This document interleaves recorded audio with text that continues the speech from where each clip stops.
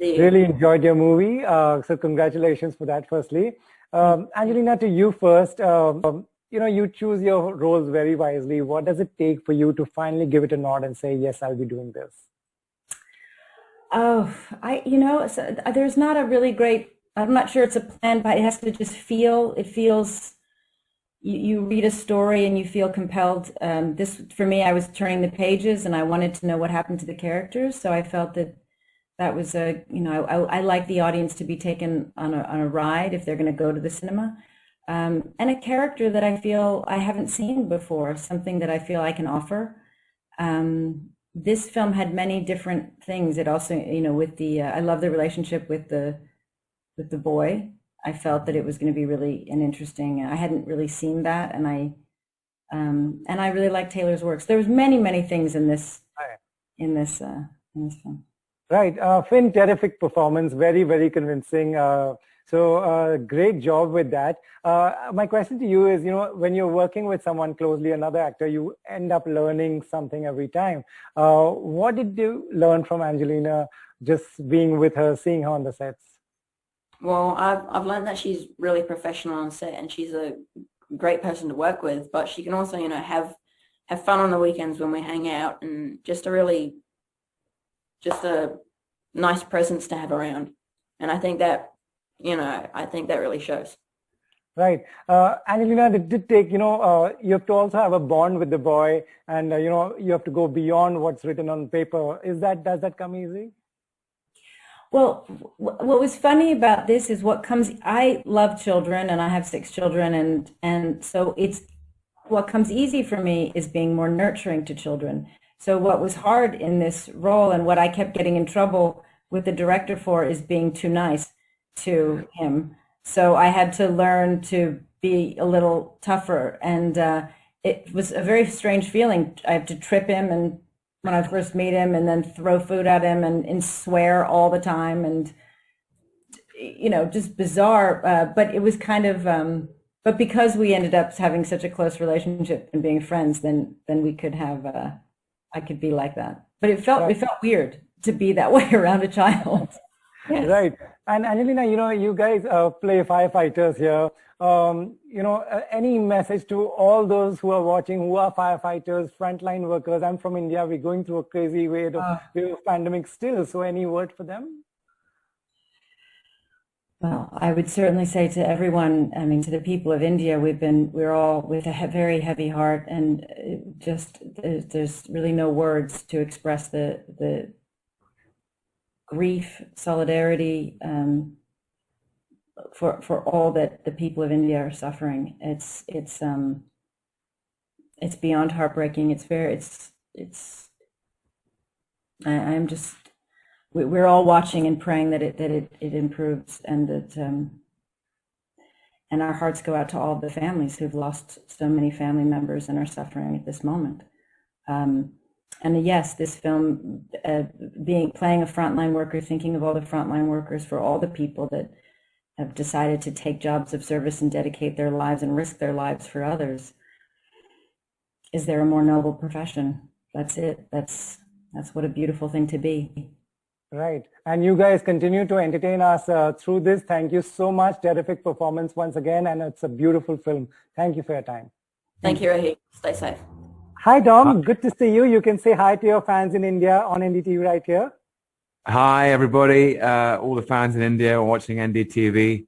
Lovely to see you. And good to be back. Great to, and hope you come back soon as well when things are better here. Tom, from 30 to 40, you've played Loki. That's pretty much quarter of your life. What's that like? Yeah, it's surprising when you put it like that. Time is going faster than I imagined that it would go when I was younger. But it has been such an extraordinary journey. It's been so fun. It's been like, every turn on the adventure has been unexpected, which is probably appropriate for Loki. You never quite know what's going to happen with him. Right. And, it was always a very well-written character. With your performance, you took it to another level altogether. What is it like, how does that consistency show on screen? Of course, it's a team effort, but from your side as an actor, how do you maintain that? Well, that's really kind. I am, as you're correct to suggest, supported by amazing people, and some people who've been doing this for a long time alongside me.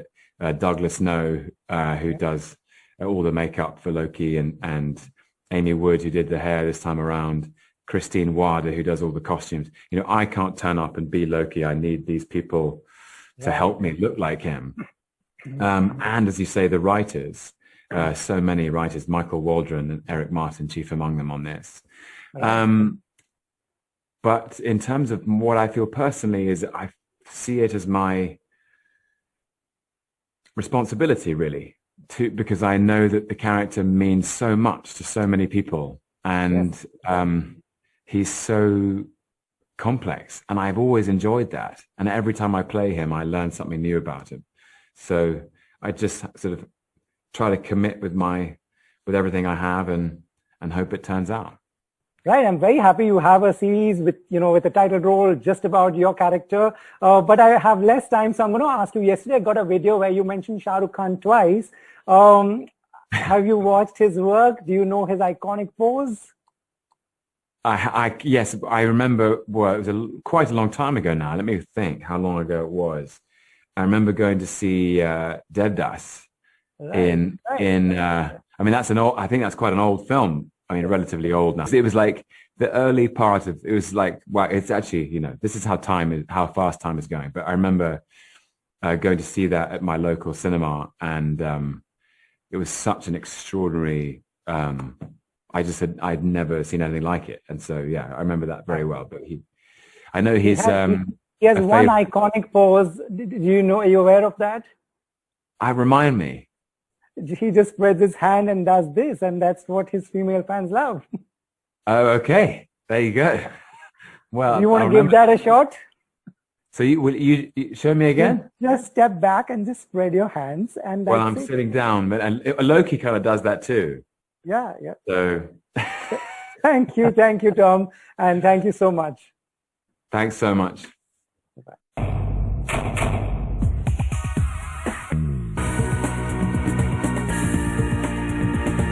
Hi, Sanjana. Good to see you. How are you? Hi, Rohit. Doing pretty okay. Doing better now. That's actually, good to hear. That pretty okay is also in these times is a good thing. But tell me, how have you been? Family, friends, everybody all right now? I can't honestly believe what the last month just brought upon us overall. Also, I'm from Delhi, and Delhi kind of faced the worst of it. So I've never seen so many people close to me in such tough circumstances altogether. So it's taken a lot to kind of make sure you're there for everyone and do the best that you can, Yeah. Right, living in Delhi, one always thought that, it's a big city, there'll never be problems like these. What made you, take some steps that you did? You did some good work. What made you do that? A lot of visuals that you saw on videos and news and... Rohit, it's a mixture of... I went to Lady Shri Ram and Delhi University for college, and we have this amazing program there called the National Social Service Scheme, which we as college kids have to do. So it basically involves you doing a certain amount of volunteer work as first and second years. So what that does is that it introduces you to that world, and there are tons of my friends used to get most pressurized and bogged down by it because they used to be like NGOs khatam karne aur hum kaise karenge, and then some realize that you have this really special relationship with what kind of social work or contributing can make you feel like. So this was all back in 2014 actually when I started teaching kids, and since then my partnerships with many organizations have just grown deeper and deeper. And when a catastrophe like this hits, it just becomes a natural extension to just do anything and everything that you can. And now as a young actor, you feel that you connect with so many lakhs and lakhs of people, and if you can help, then there's no way that you shouldn't, you know. Absolutely. I've done a lot of lockdown interviews, as we are calling them. Everybody tells me that, we are going to be changed people after this. Do you believe as well? Do you think you'll be, at one point of time, getting films was priority. Everything was like, right. The priorities right now seem to have changed. You know, Rohit, that's interesting because I remember last lockdown also, which was a very different atmosphere. We would talk about like quarantine cook-offs and yoga, and it was a different vibe then. Mm-hmm. I remember everyone was speaking about gratitude and coming out as changed people. And then those 6 months in the middle happened when we all kind of with a vengeance went back out in the world with the same drive and passion. So I think this time around, the sense of togetherness, like I've never seen people come together like this and help each other, even strangers. That's the biggest takeaway. The rest I can just hope for, because I don't want to be too optimistic, and I do feel that the second we get a chance, we all will try and run back out, because nobody has a choice either. Right. But changed people might be a bit much, I think. Okay. No, that's absolutely honest of you. So you're doing some good work. I went through your Instagram and, through Save the Children you're working. Could you tell people who are watching this so that they can also contribute and come ahead? What exactly are you doing? So, essentially, we are we call it a mission to protect 1 million. But these are 1 million children and marginalized families in very remote areas of India, so in the interiors, because I noticed that, our cities were now people were coming together and aid was being provided, but the virus really is spreading rampantly in the interiors of our country, and there's under-reportage or no reportage at all there. And those groups are the ones who don't even have basics in place, so there's no even nutritional food packages mean a lot to them. So with Save the Children, we are targeting those communities. So whether it's tribal areas around the Nashik in Maharashtra or down south, or even in UP, etc., the idea is to mount a humanitarian mission on ground there, and that's well in process now, and carried out a fundraiser for that as well. But most importantly, awareness. And people really realize that, that we kept thinking about the cities and what's around us, but we didn't think about the rural areas. True. So luckily gotten tons of support, and hopefully we'll be able to help the largest number. No, that's incredible work. And, Save the Children is doing incredible work. So anyone watching this, where should they come out? What should they click, contribute? So they should feel free to go to Give India, which is one of the most credible fundraising platforms. And if they want to contribute, that's where they can donation-wise. But they can also contribute in the way of any kind. So anything that they feel they want to donate, or even become volunteers. And this is all on, we can attach the link below possibly. It's Save the Children /Sanjana online. It's also on my Instagram profiles. So it's really a movement beyond just monetary donations. There's many ways in which everyone can come together and chip in. Right. And also apart from this, there's a huge, factor of mental illness. There's a huge, people are locked down and, they're getting disturbed. Even the people who have, who are not unwell, but still being home in four walls is getting to people. What do you want to tell them? Anything that you can think of just to encourage them? Because people who have not got COVID are still better off than the ones who are suffering. But still mental illness is across the board. 100%. In fact, I think we're all silently going through a mental health crisis of a kind, because it's unnatural what we're all having to go through. And whether you have COVID and are isolating completely by yourself with the fear of what may happen, or like you said, you're just cooped up at home. Recognizing that, actually another thing that we've done is a campaign called Here to Hear, where I've partnered with an e-counseling platform for free text and audio support sessions with psychologists. Okay. So my idea really is that to just break that stigma that, talking to someone has any kind of shame attached to it. It doesn't. We need to disentangle our minds right now because the anxiety and thoughts are so complex that just speaking to a qualified professional can go a long way. And even if we don't carry that through later, that's fine. But just for COVID stress, because COVID stress and anxiety is a real thing, Right. And I feel it, right? Like in the sense that I'm a 24-year-old, all of my friends, the ones who are in entertainment, have their own struggles right now, but the ones who are just my friends from back home who are in regular jobs, or doing their master's courses from home, none of these were things they saw coming. Right. So it's, instead of getting into a mode of self-pity, you kind of really have to muster up that inner strength.